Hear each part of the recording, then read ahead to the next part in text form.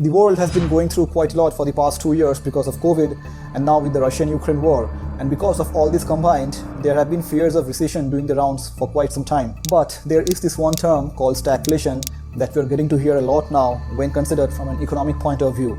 So here's the video where I explain the concept of stagflation because down the line it may go on to affect your personal lifestyle. Stagflation is an economic phenomenon and the term was first coined by Ian MacLeod, who is a British politician, in 1965.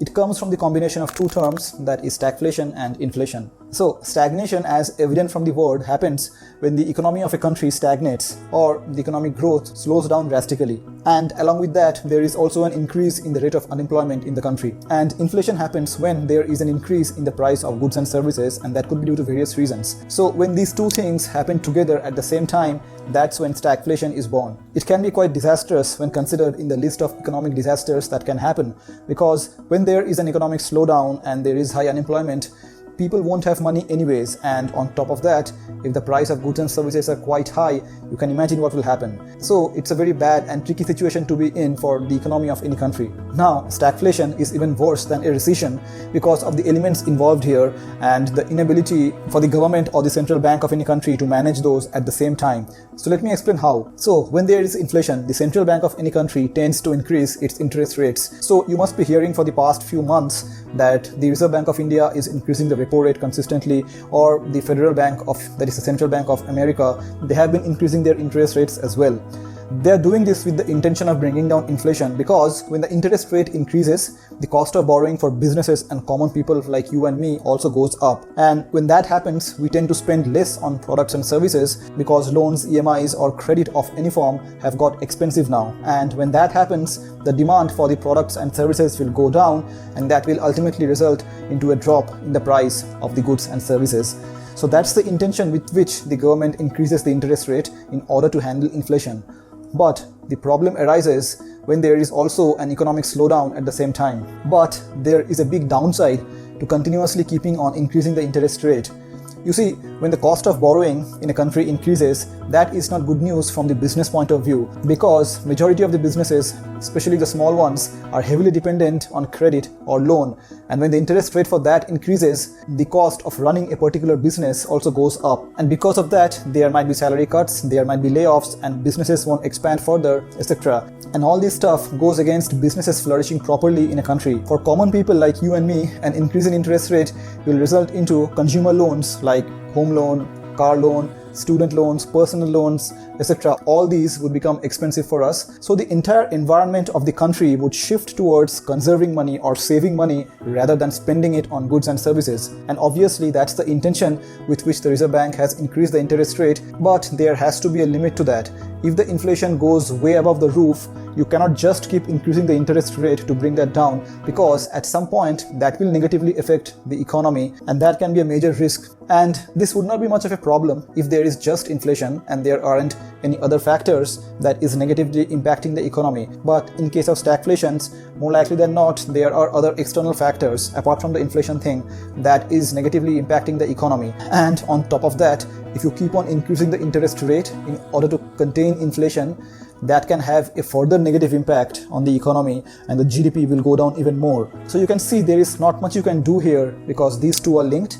And when you want to control one, there are chances that the other will automatically get impacted after a certain point of time. So now that we know what stagflation is, there are a few theories suggested by economists as to what leads to stagflation. And there are two common ones, and these are relevant in the current scenario we are in today. The first one of them being a supply shock to the economy. So due to the Russian-Ukraine war, the supply of energy and food commodities have been impacted quite a lot. For example, Europe is currently observing an energy crisis because Russia was the largest supplier of energy to Europe, and because of its tension between these two countries, Russia had reduced their supply of energy to Europe, and currently they have stopped it altogether. And this has led to a significant jump in the price of gas, and this gas provides electricity and heating to people's homes, which will be especially required in the coming winters in UK and Europe. So you can imagine if something as basic as electricity, the price of which shoots up tremendously, and if there is a shortage of that, this is not a suitable environment for any businesses to grow and flourish, and that's the reason we are seeing UK's economy is not doing that good. For example, in the quarter ended June 2022,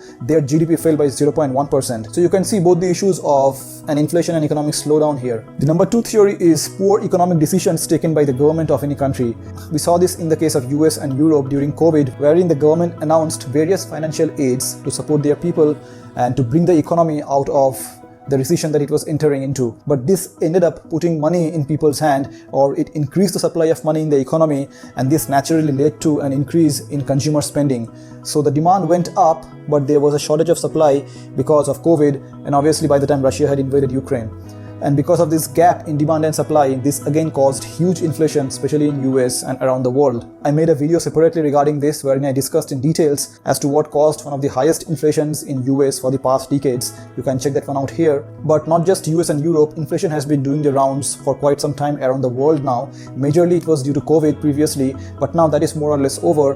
But because of the Russia-Ukraine war, the scenario is not getting better and inflation is still present all around. Now these two aspects of inflation and negative economic growth, if these keep continuing happening for a long period of time, ultimately what will happen is this will feed into an increase in the unemployment rate, because when businesses slow down and the prices all around is quite high, there might be layoffs and there might be reduction in hiring, and that can cause an increase in the unemployment rate. Because the good news and the silver lining in all of this, you can say, is that the unemployment rate has been quite stable all around the world. In fact, in UK it is at the lowest for the past several decades, though there was a slight increase in the unemployment rate by 0.1%, but as of now that's not a major thing to worry about. But if this aspect of inflation and economic slowdown continues for long, we might not know till when the unemployment rate can remain stable. So when seen from a technical definition point of view, we are currently not in stagflation because of the promising unemployment rates around the world, but that's just a definition of an economic term. The bottom line is,